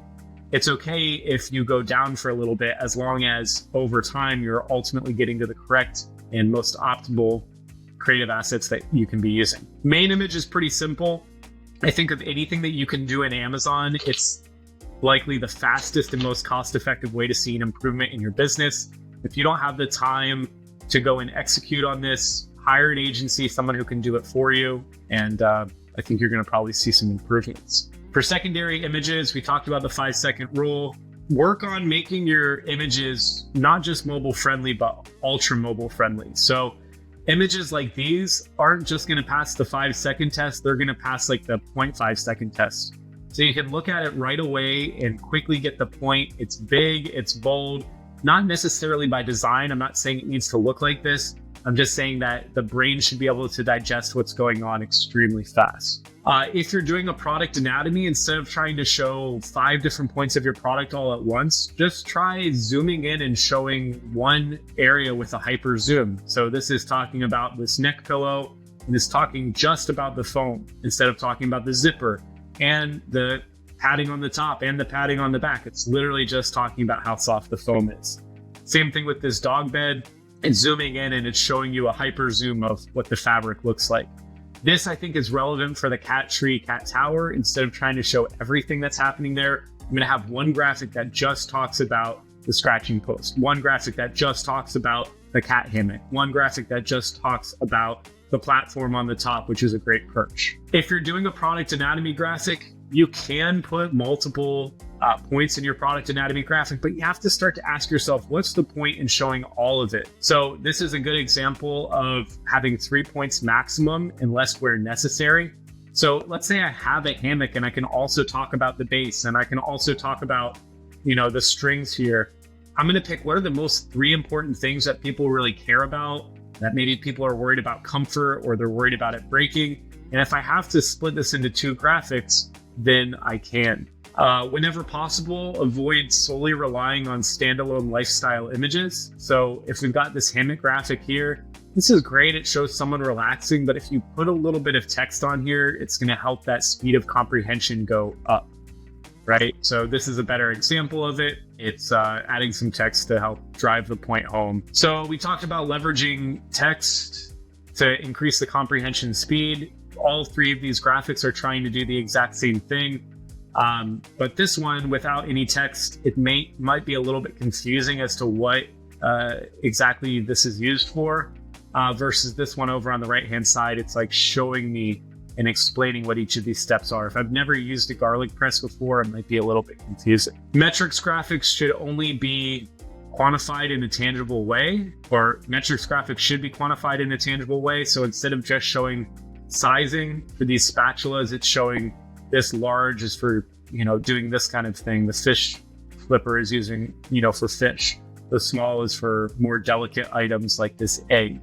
So it just helps it click a little bit faster. Same thing here with this dog bed. It's showing like, here's the different sizes of the dog bed, but here's the compatibility based on the weight and size of your pup. Here's the product that is going to best fit your needs. More examples of quantifiable metrics. We talked about this with the power bank. These kind of graphics are extremely powerful. This is why you want to be putting together the breakdown of the images in your gallery, not just in your niche, but you can get some really good inspiration here. So not every product is going to have graphics that are related to metrics, but if they do, giving some baseline for why these are important is helpful. Limit yourself to one singular concept per image. We talked about this in the 3-point scoring system. This image on the left-hand side is telling me about like the heat that the light bulb is going to burn at. It's showing me sizing. It's showing me voltage, wattage, bulb type, all of this information here. It's telling me how big this thing is versus this. It's like one singular focus. This is shockproof. It's a plastic bulb. If you use this outside, it's not going to break. So the more simple you can get your graphics, the better. If you're going to do a competitor comparison, I think these charts are quite outdated. I think people gloss over them and they don't really believe them. Of course, like magic, your product is going to have all of the checkses and the other brands are awful and they're terrible. If you're going to have a metrics graphic, I recommend only using one of these if you have a tangible benefit. So if I'm selling this kid's pool, it might actually be a tangible benefit to say mine is more than 10 inches larger than the other competitors, or our battery pack has some specific technology that no one else has, versus if you're trying to do one of these graphics where ours is perfect and the other products are going to give you cancer, I think people just don't buy that anymore. It used to be a lot more popular. Seasonal gifting graphics should be as specific as possible. This is something we're working on with the Share It Studio case study, getting some specific images just for Christmas, just for the holidays, and seeing if that, and we're doing like new secondary images and A+ content to see if that makes any difference, as it's a highly giftable item. Top-down lay flat shots are minimalist and cost-effective, so just a different style. This is just also very easy to do inside of Photoshop without having to do a full-blown photography shoot. It's like literally just the product, relevant scene. You can Photoshop a hand in there to make it look real. Big question we get is about branding. I would avoid, unless you're koozie, maybe don't put the brand name in every single slide, unless your brand name is something that's getting a significant amount of branded search. I think the middle ground on this is still having a gallery that looks cohesive, and maybe the brand is already on your product. If it's a supplement or like consumer packaged good, that's a little different. People want to see a brand name. They don't want to ingest things in their body that the brand doesn't look legit. But if I'm selling like a cat tree, cat tower, I probably don't need to say Anthony's Cat Tower and slap my logo in every single image. What's going to be better is if I have the logo once and I have a consistent branding theme, and then it looks like all of these images are related. They're all part of the same slideshow, versus this is using some pixel space and it's, again, distracting from the point that this is about sizing. This is about how long it's going to stay cold, right? This is about the insulation. It's just a little bit much, in my opinion. So this is from another case study. This one's actually a little bit older, but auditing lifestyle images with the 5-second test was able to increase conversion by 19%. This was on a home and garden product, and really making secondary image updates. We talked about the 3-point test. I'm going to skip this right now. This is an old case study. We'll get into more of the consumer testing market research next week. But basically, this is a product inclusions graphic. We did a bunch of alternates on this, and we have a newer version of this that I'm going to share in the end. What am I getting to here? What's the point? This is from another case study where I spent a lot of time and a lot of money, more like graphic design time, and we paid those designers, that the listing was actually already really good. It was one of the highest unit session percentages I've ever seen for a product line. It was like 85% conversion rate. And the seller's like, oh, we're getting more competition. We want to get back our market share. Or they already had really good market share, but they just wanted to dominate. They wanted to push everyone out. And they wanted us to do another look at the images, and we tried it. And at that point, the flow of information was already really good. And the improvements that we were making were really purely visual. And this was a health and household product. And what we found is that we weren't able to increase unit session percentage at all. It was almost the exact same thing. Guess what I'm getting at is just making something look better isn't necessarily going to work. But if you focus on improving the flow of information, and that's what we tried in a different case study, the results were much better. We're able to see a 27% increase on a kitchen and dining product. And it wasn't focusing on how do we make this look better. It was, you're trying to increase the speed of comprehension. And it's pretty well encapsulated here. So let's say you have a nutrition information for a supplement product, and on the left-hand side is your first image. And then a few months later, or a year later, let's say, you go to this image in the middle, which is your V2, and then you go all the way on the right, that's your V3. Going from the image number 1 to 2, that could potentially give you a high potential for increase. But if you go from image 2 to image 3 and you test and you say, okay, well, the image on the right-hand side looks a little bit better, it's not really changing how the information flows. It's not lowering your guard. It's really just a different visual, different design. And so the reason this case study that I keep mentioning did so well is because their main image was just a product on a white background. They had 3 lifestyle images with no text, no A+ content. So the potential for increase from their really lackluster gallery to what we put together, is a huge increase. But as we continue to improve that, we're expecting we're going to be able to increase conversion rate a little bit by testing image order, alternating the A+ content, testing alternates of the secondary images. But it's not it's going to most likely give us another 5% increase. We might get another percent, another 0.5%, and that's still meaningful, it's still valuable, but we're not expecting to just with more image optimizations go from $800,000 a month to $1.6 million a month. and get like 80% of that market share. Probably not going to happen. Okay, this is just some secondary image templates. I'll go through these pretty quick. Everyone will get the slides in the end.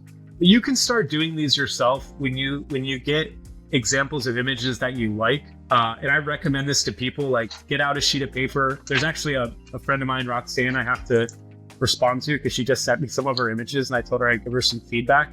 But before she put her images together, if Roxanne is watching, like Roxy, yeah, if she's watching, I did look at your images and they are doing really good. But what I had her do first is like draw these things out on a sheet of paper. We were at the Alibaba Co-Create event. She actually brought the sheet of paper and had like sketched things out. So you don't have to be a designer to do this. You can see here, we're taking the sizing graphic and we're like, okay, this is what it's going to look like. Front image of the product, back image of the product, dimensions, anatomy, in use. This is our benefits title. And you can see that all of this is going on here.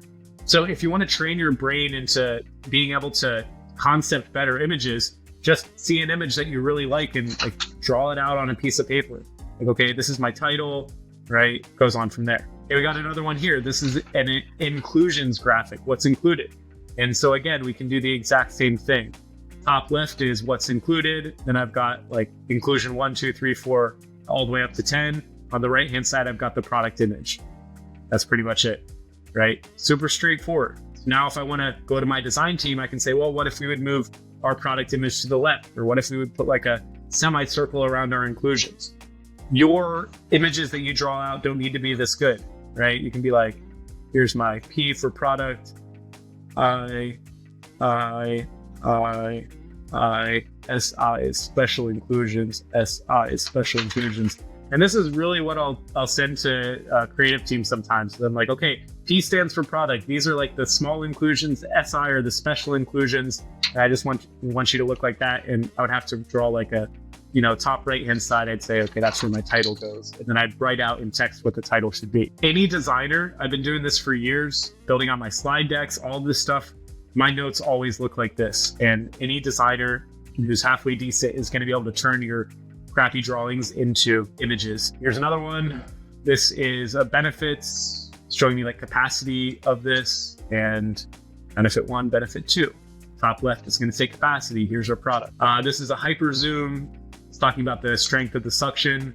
So we've got like the big product here. We've got a zoomed in of the head, and we're saying like super suction, better for sucking it up. Easy moving. This is talking about like you can move this around on the floor. We're showing a lifestyle image, product and use, benefit title. So this is just on, some image concepting. This is a breakdown of the video. You can do the same thing for A+ content. You can do the same thing for video. You're literally just write out what is going on here. What is the breakdown of what I'm looking at? And just get into the habit of like writing this stuff down. And the more that you do this, you're going to train your brain, and you're going to not look at something and say, wow, this is a great video. Wow, this is a great image gallery. How do I do this? You're going to say, oh, this video, the reason that my brain likes this, the reason that this looks good is because of X, Y, and Z things. And I can literally copy, write that down, and make my own version. Okay, packaging templates. Name of the game on packaging here. This came from a guide from GS1. A lot of people will know of this from people get their GS1 barcodes, and they put together this guide it's largely on main image ideas. It's not all about product packaging, but basically it's giving you some breakdowns for how you should do your packaging. This is getting more into play now as Amazon is using AI to inspect what your image is and then categorize and tag these images, really having a lot to do with the keywords in your listing. So again, this is something we're going to cover next week. There's tools inside of Product Pinion. A guy, Jeffrey, one of our students in Inner Circle, put together an AI chatbot that you can upload images into GPT, and it'll tell you like what Amazon, from like a Cosmo perspective, thinks is in your listing. So we'll cover that next week. But long story short is like keyword as big as possible in your packaging, and then information that the customer wants to know. So when this packaging ships, there's a lot more information on this pasta sauce than what's being shown here. We're making this super big, super mobile friendly. We're making the weight super big, super mobile friendly. So this is what it looks like in real life. This is what it looks like for your main image. And so not saying the product needs to ship exactly like this, but keeping in mind that from a main image standpoint, people should be able to read, it should be very quick, to the point. Another example here, pretty straightforward, like vegetable stock cubes. This works really well in CPG. This is what the package actually ships like. This is what it looks like. This is what it's optimized looking like for mobile. You can, inside of the deck, when it's sent out, you'll be able to see this. It's the GS1 guidelines for hero image. There's a lot of good information on there in packaging as well. And then now we're going to cover a little bit of A+ content and creating simple keyword optimized listings. Name of the game now with A+ content is premium A+. The goal is to either have it look really, you're going to see an example where we call it blended, or to make it very interactive. Like I said earlier, someone wants to get in, get out, get on with their life when it comes to shopping. But every single action that I can get them to take in your listing is going to improve the probability that they're going to end up converting and buying the product. So this applies to A+ content. If instead of just having one static image, if they can scroll through different galleries and click on things, or the scrollable galleries I think are the most common, most easy to implement, the probability that they're going to purchase the product is going to be higher. If I can make the A+ content look like it's all one cohesive image, it's going to perform better. It's going to lower people's guards. It's going to make them think, wow, this looks really cool. They're going to feel like this brand is more reputable, higher probability that they're going to add to the cart. The old version of A+ content, which is text heavy, highly dense in information, like image, text, you shouldn't be doing that anymore. This is from our Inner Circle Facebook group. This is actually less than a month ago. One of our members was saying, hey, can someone remind me what's the hack to get premium A+ faster? And you can see one of the members in our group responded. I think most people already know about this, but you have to be brand registered, but anyone can get premium A+ content. You just have to submit or edit a basic A+ content a minimum of 5 times. Even if you're changing a very minor detail, and then every Friday is their cycle for approval, and usually it's going to go up without an issue. Now, I would recommend in another world where you would actually just test 5 alternate versions of your A+ content, but if you want to get it quick, I think you can just submit over and over again. These are some examples. I have 2 examples of really good A+ content. For this, I would recommend look inside of your niche, but I did this on a call yesterday with the data dive user. I went outside of the niche and found much better examples. Also, too, I saw there were some people from around the world here on this webinar. If you're selling in, let's say, EU marketplace or UK marketplace, or potentially a marketplace that's not as big as the US, going and diving that same product in another marketplace that's more competitive than yours can be a great way to get inspiration. For this, I pulled up Bose headphones, and this is an exact example of really interactive premium A+ content. So instead of just having images, you can see here, this from the brand section is a scrollable gallery. So you can actually click on these arrows and get an entirely new set of photos. This down here is like an interactive anatomy. So instead of using all of this pixel space to show everything about the product, I can just hover over this and see this is telling me about the cushions. This is telling me about a smart power on and off button. This is talking to me about the speakers. It's got video inside of it. Looks really clean, looks really good. The more clicks, the more interactions that I can get someone to take on my listing, the more invested they are going to be in the product, the higher probability that I can get them to convert. One more thing that I want to say about interactive premium A+ content doesn't have anything to do with A+ content, but it's with 360 images that you put in your image gallery. I don't have a slide in this presentation about this. We'll get into more detail with that next week. But for most product categories, you can upload 360 renders of your product. As long as the product isn't too detailed, it's gonna generally look okay. And you might be thinking, like, I'm selling this can of Coke. Why would anyone care if I can see a 360 spin of the product? And when you upload it into Amazon, you're gonna have to put it in a GLB file, and it's not even gonna look that good. It's not gonna look anywhere near as photorealistic as your images. And you might only think that products that are for home decor, they wanna maybe get a better idea of how it's gonna fit, how it's gonna look. Again, none of that matters. If you just get someone to click on that 360 image because it's different, and they go and rotate that product once. I know it sounds silly, but if people go and actually spin this thing around, they're more invested in the product and they're more likely to buy. Every additional action you can get someone to take on your listing before they bounce and go to a competitor is going to improve the probability that they're going to add to cart and that they're going to convert. So this is interactive premium A+ content. This is something that's really nice. We call this blended A+ content. Actually, this example specifically came from a PPC and conversion optimization workshop we taught in New York last week. And one of the members in the group suggested to take a look at this listing. This is beautiful, not just because it's very minimal in terms of information and the design is good, but it actually looks like this is all one singular image that flows together. And if you show this as an example to your design team, most designers can replicate this very easily. And so you're going to see here, it's like the leaves are kind of expanding in here. The water splash is expanding into that area. And it's like it's all flowing together. So typically you would do something very similar to this regardless of having like multiple modules here that all have different purposes, but it just looks like it's all blended together. Really good inspiration. And then here's some more just like simple templates. And you can see it's broken down on the right-hand side. In the optimization masterclass next week, we'll get into some of the workflow that covers categorization of your A+ content templates. So the same way that we categorize our main images by type, we're going to look and we're going to say, like, what's the purpose of this? What's the purpose of this? What's the purpose of this? And again, with with A+ content, we just want to make it super minimal, easy to digest. And I'm not going to spend time explaining this. You can go back in the decks later and see it's all broken down here on the right. Easy to replicate, really clean. Big, bold, not a lot going on. This is probably a little too much information. This is probably a little too much information. These are all the old style. This is not Premium A+. Actually, this one these are Premium A+ because they have you can rotate through. But like this questions and answer FAQ, this is much better served in a Premium A+ template where this is a carousel.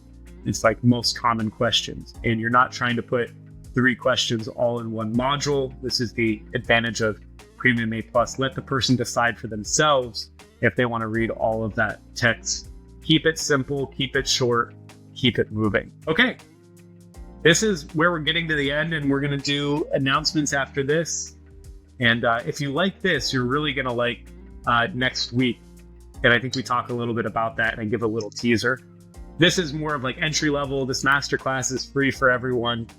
Some of it's reviews, some of it's new. If you want to get access, the masterclass next week is paid. It's not free. So anyone who's in Inner Circle gets free access. I hope everyone in Inner Circle is going to join. If it's going to be all brand new, all fresh, a lot of case studies, specific examples. Anyone who wants can join. I think it's maybe like $200 to join, but if you want to get all of our masterclasses totally for free, you can join Inner Circle. You get free access to all of our masterminds. We have 300 plus 7-8-figure sellers. These are people who are doing more than $1 million a year on Amazon. Brandon Young, who is a massive seller and the creator of Inner Circle, hosts weekly Ask Me Anything calls. It's a full college level course. We're working on redoing all of the content. There's a custom mastermind. You get global event access. We just did one this past week in New York. We're doing one 2 weeks from now in Singapore.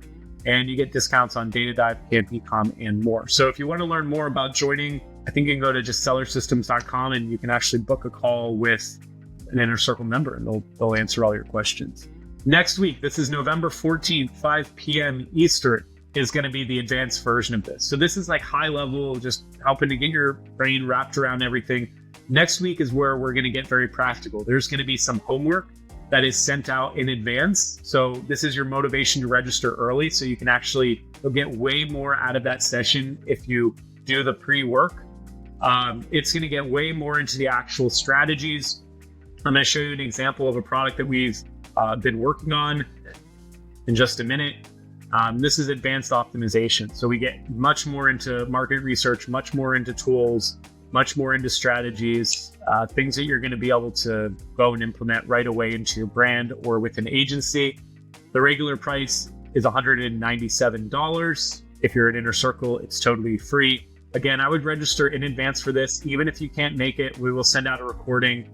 And yeah, register in advance because then you'll also get the pre-work. I think I said that already, but the pre-work is big. One of the things that we're going to be covering is we picked a random product. I did this like 2 years ago at Pick Fu with the dog hair trimmer. That was the example that I skipped earlier. We picked a kid's binoculars. And what you're seeing on the screen here is like 3 hours in design that I went through and I did the workflow that I'm going to teach next week.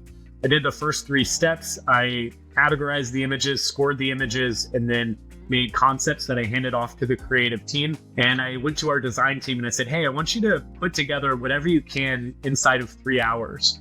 And they're like, it's not possible. We can't do it. And I was like, I don't care if it's good. Just give me something. Let's see how we do. And so they put together some concepts inside of 3 hours, some A+ content. You know, I said, just make sure everything gets finished. It doesn't need to be perfect. Just get something down on paper. And we went through and like tested this stuff inside of Product Pinion. And what was surprising to me is we actually won out of the competitors in the niche. We had like the best image for only one. And then we got like 3 second places out of 5 sellers who had the same type of image.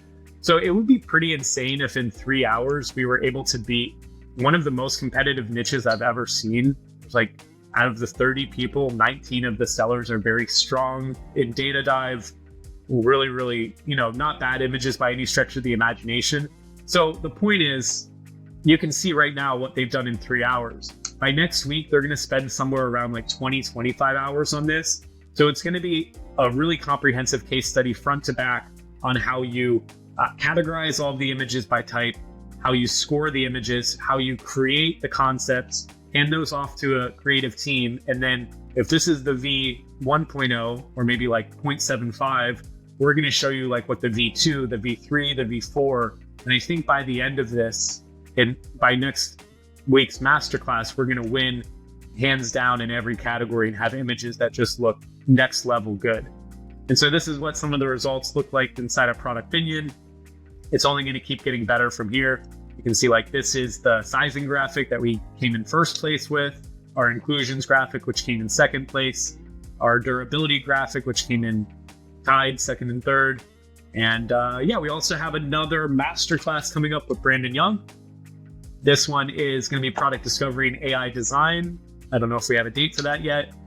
And if you have questions about joining Inner Circle, you can scan the QR code and talk with a member of the team. Also, I think I should mention this. I've been seeing some friends post about this.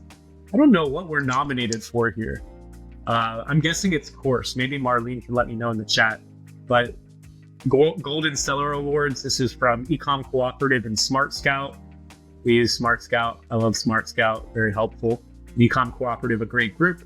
I don't know too much about this, but so we've been nominated for Best Course and Best Private Label Course and Best Facebook Community. So go give us a vote. Unless you think we suck, then, don't give us a vote. But I think everyone should go and vote. Just like the presidential elections here in the US, your vote matters. And I think Ecom Cooperative and Smart Scout will like the engagement. So go and vote for someone. Hopefully it's going to be us. We're probably not supposed to influence the votes. And I'm going to spend some time going through the questions here and see if there's anything else. I'm going to go in reverse order here. So I see Zeus is saying, I loved the dog hair trimmer set. Was a tremendous case study. I loved it too, and I wanted to bring it back. The cool thing is, the person who is helping us right now, Natasha, used to work with us at Pick Fu. And so when I left Pick Fu, I asked for Justin and John's blessing first. It's not like I poached anyone's employees, but she was able to come over and work with us at Data Dive. She is our creative director and the creative director for Brandon's brands. And so this is going to be much more work. We've been working also with our designer, Matthias. So if anyone remembers the pet hair trimmer example from back in the day, definitely join next week because the advanced version of that, the updated version of that is going to be like mind-blowingly good. Andy is saying we'll see us at Southern Seller Fest in 10 days in Singapore. I am getting on a flight. I'm going to stop in Vietnam and visit my buddy who him and his wife just had a baby in Ho Chi Minh City. And then I'm going to hop to Manila for a few days. And then I will be in Singapore. So Andy, I'd love to meet up with you. Can't wait to see you, man. Always great to see you in person. And I'm sure we'll have some great conversations. Zeus is giving us some super valuable gold shared as usual. I super appreciate that, man. Good to hear from you. Is the template already shared in the chat? I think you're going to get this whole slide deck when the recording goes out, usually 48 hours after the call.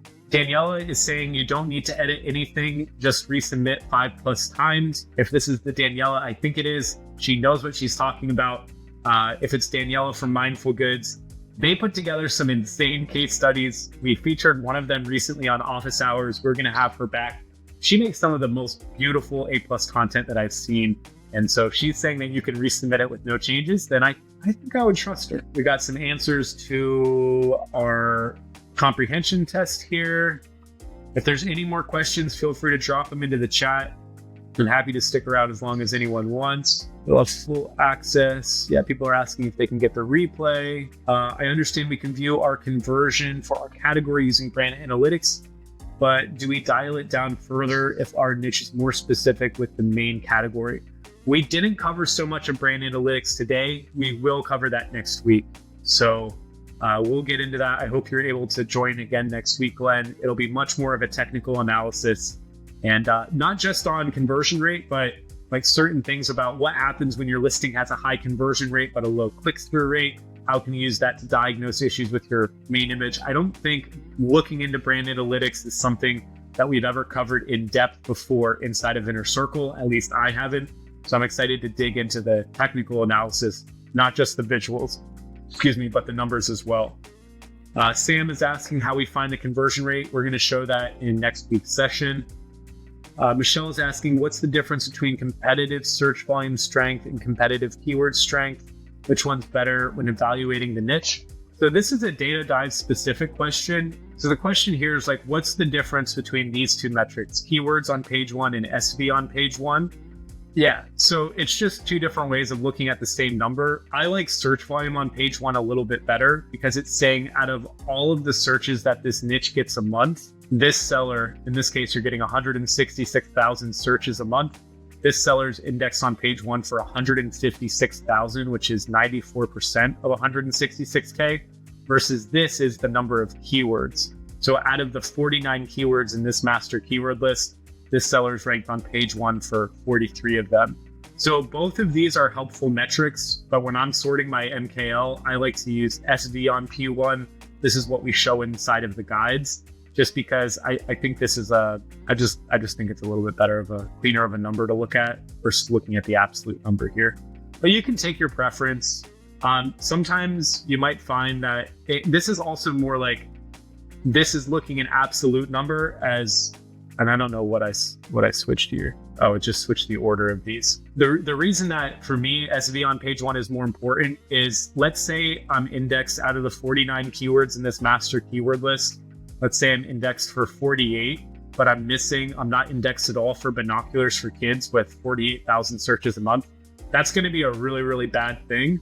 Versus if I say, well, I'm indexed for 48 out of 49, it might show a high percentage, but the SV on page 1 would be lower. What I care more about are the large search volume keywords versus if there's some things at the bottom that have like 452 searches a month for pink binoculars, I'm not going to mind as much if I'm not indexed for the 452 searches a month. So I prefer SV on P1. Chinese listings are improving very fast too. To compete, we need to keep up with this technology or fall behind. Yeah, that is a real point. I think I'm not going to do it, but I've actually thought about, what if I just like went over to China and like worked over there for a few months and try to make some money. I'm not going to do it. I have some ethical boundaries on that, but I think they're going to get there regardless. Like, they're getting better and better at branding, and it's something we should all be worried about. So build your brands while you can, build your moat while you can, because in 2 years, I think Temu, Shein are going to get like much bigger, and they're going to get better at branding and more competitive on Amazon. they covered this in depth in the AMZ Innovate here in New York, basically saying like China, and I put something on like this on my Instagram stories, China corporate, China.com, whatever you want to call it, is just going to get bigger and better. And if you think about like DJI, Huawei, BYD, the cars, if anyone here has been in a BYD car in the US, you like look at a Tesla or look at any of the EVs we have here and you're like, man, our stuff is nowhere near as good. And they're getting really good at making really good products. So keep an eye out for that. You have an advantage if you're the person manufacturing the product. You can sell it at a low price, and then all of a sudden you can do amazing branding and it doesn't look ridiculous.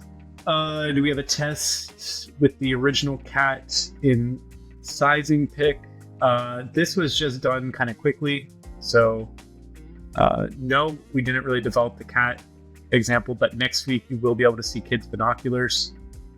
Zubir is asking, can you tell us now doing practical or just slides? Next week is going to be heavily practical. Register in advance. You'll get some homework. I recommend that you try to at least play with the homework. If you don't finish it, like no one's going to get a lecture if you don't finish the homework, but if you at least try and attempt the homework, it's going to help you retain a lot more. Okay, so I have a couple more things to say, and I appreciate everyone who stuck around. It doesn't look like we might have a couple more questions here. If you haven't joined Inner Circle, you can get a $500 discount, leveraging 24, $500 off. So feel free to use that, screenshot that. If you forget what it is, reach out and the team will know what the code is. If you want to talk to someone, you'll talk to people who are actual members. That's pretty much it. Q&A. Thank you to our sponsors. We have 2 sponsors that we have to give shout outs to, and not just because they pay us money, but they're both awesome companies. 3. Oh, okay. We got to add one on. Getita is awesome. If you're not doing refunds, Amazon they mess things up. I used to work in a fulfillment center, and apparently like 1 to 3% of all of the volume that you send through Amazon, they mess up something and they owe you money. And unfortunately, the refund window is going down. I don't know if it's already happened or if it's soon, but get in these refunds while you can. This is one of those things in your business that doesn't take you any time. You can literally set this up in a few minutes, and they're going to give you their first few $100s totally for free. So if you're not doing this, you should be doing it. If you're using another tool, you can stack Getita on top of it. Okay, Viably is a financing company, so cash flow is king when it comes to Amazon businesses. So if you need financing as a seller, if you have some history already, you can scan the QR code on the screen and learn more about Viably. They've been growing super fast. They've taken on a really significant amount of investment money, and they've helped a lot of our students grow very quickly. So if cash is a constraint, I'd highly recommend reaching out to the team over at Viably. And then we have Carbon 6 as well. Carbon 6 has also really been growing a lot over the past few years. You'll probably know about them through the inventory management tool called SoStock and the external Google traffic platform tool called PixelMe, which is really helpful for pulling an extra lever in terms of PPC. They have a lot of other tools. This is a software aggregator. So they're buying up other software companies, rolling them all in. And I'm just giving like a very quick sampling over to all of the different tools that Carbon 6 has. Actually, I think they just announced some recent acquisitions that are really, I heard a rumor of one that they're going to acquire recently, and it's just top notch. So this is a good company. They've got a handful of really smart people in the industry that they brought into the company, and go scan the QR code, go give Carbon 6 a look. We'll have to update these slides to talk specifically, I think, more about some of the tools in their suite, but really good. And this is coming from someone who works at a software company, Data Dive. Like, I don't view Carbon 6 as a competitor. Their set of tools is fantastic, and I can't encourage you to go in and check them out enough. There's going to be something in their software stack that you're going to use. So go and check those out. That's everything that I have today. Looks like we do have a couple more questions here. So John is asking, IntelliView product opinion, which is better? Try them all out for yourself. Next week, we're going to cover all 3. So we'll cover Pixfu, product opinion, and IntelliView. I was just in New York. I shot content in person with Peter Paul. Great guy. Love his approach. It's more complicated and has a more tricky UI than PickFu and Product Pinion. Product Pinion has some really cool features. Like they've got like this 3-second test. They've got this variationizer tool that helps you create main images. PickFu is near and dear to my heart because I used to work with them. I love the founders. I love Justin and John. Their UI is beautiful. It's easy to use. They've expanded to international marketplaces. So each one has a slightly different value prop. They're all trying to accomplish something that's similar, but with slightly different approaches.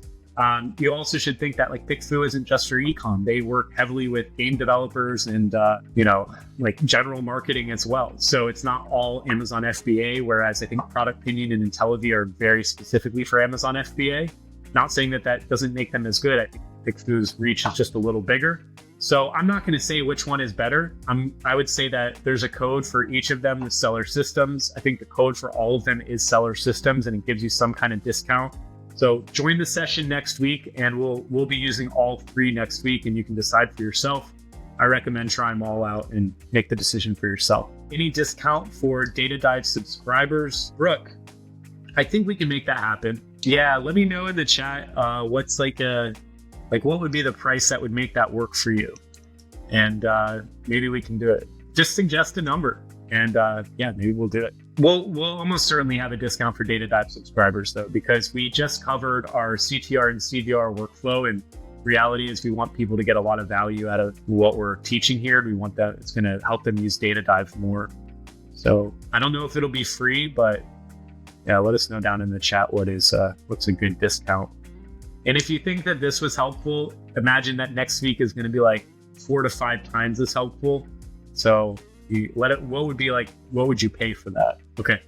Depending on what you're measuring and doing in IntelliVie Product Pinion, that's a good advice there. Can't find the Masterclass Circle Facebook page. Look like that's been resolved.